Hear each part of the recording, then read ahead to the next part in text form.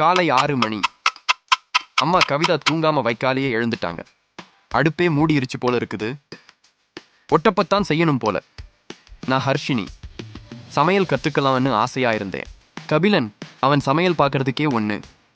அம்மா, நான் தேங்காயை அரைக்கலாமா? நான் கத்திரிக்காயை அரிக்கலாமா? அவனுக்கு பொறுமை இல்லை, புத்தியும் இல்லை. ஆனால் முயற்சி மட்டும் உண்டு. மிஷ் அம்மா சொல்கிறாங்க, ஹர்ஷினி, நீ சாம்பார் வைக்கிற தயார் பண்ணு. கபிலா, நீ பொரியல் மாத்திரி பண்ணு.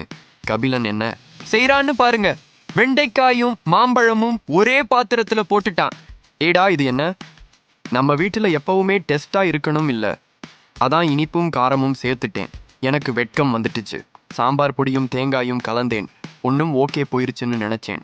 ஆனால் கபிலன் என் விளக்கெண்ணெயை எடுத்து, ஏலே, இது நல்லா மணக்கும், சாம்பாருக்குள்ளேயே போட்டுடலான்னு. அடடா, நான் கூப்பிட்டு அடித்தேன். டா, இது சாம்பாருக்கு இல்லை, விளக்குக்கு. அப்பவே சாம்பார் சின்ன வாடலையை போல மணக்க ஆரம்பிச்சிடுச்சு. நான் கலங்கியேன். அம்மா வந்து வாசல் குதிச்ச மாதிரி கிச்சனுக்குள்ள நுழைந்தாங்க. பார்த்த உடனே, யாரு சாம்பாரில் விளக்கெண்ணெய் போட்டது? கபிலன். நான் இல்லம்மா, ஹர்ஷினி தான் சொல்லி கொடுத்தா. நான். அம்மா, சத்தியமா நான் இல்லை. அதே நேரம் அப்பா வீடியோ காலில். அப்பா, அம்மாடி, என் பசங்க சமைச்சா சாப்பாடு இல்லை, கதை தான் வரும். கவிதா, கோபப்படாதே, இவங்க கத்துக்கிறதுக்கே இதெல்லாம் வழி.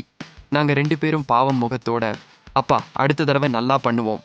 அப்பா சிரிச்சிட்டு, சரிடா, அடுத்த தடவை நம்ம வீட்டு mister super chip focus Kapila Starship சமையல் பண்ணட்டும். அதுக்கப்புறம் நாங்கள் சமைக்கல, சாம்பார் பார்ப்போம் மட்டும்தான். இப்போதான் புரியுது, சாம்பார் பண்ணுறதுக்கு ராகவா லாரன்ஸ் போதும், கபிலன் போதாது. அடுத்த பாகத்தில் பாருங்க. ஹர்ஷினி கபிலன் எங்கிட்டு வரும் வீட்டுக்குள் எலியை பார்த்ததும் என்ன நடந்துச்சு தெரியுமா?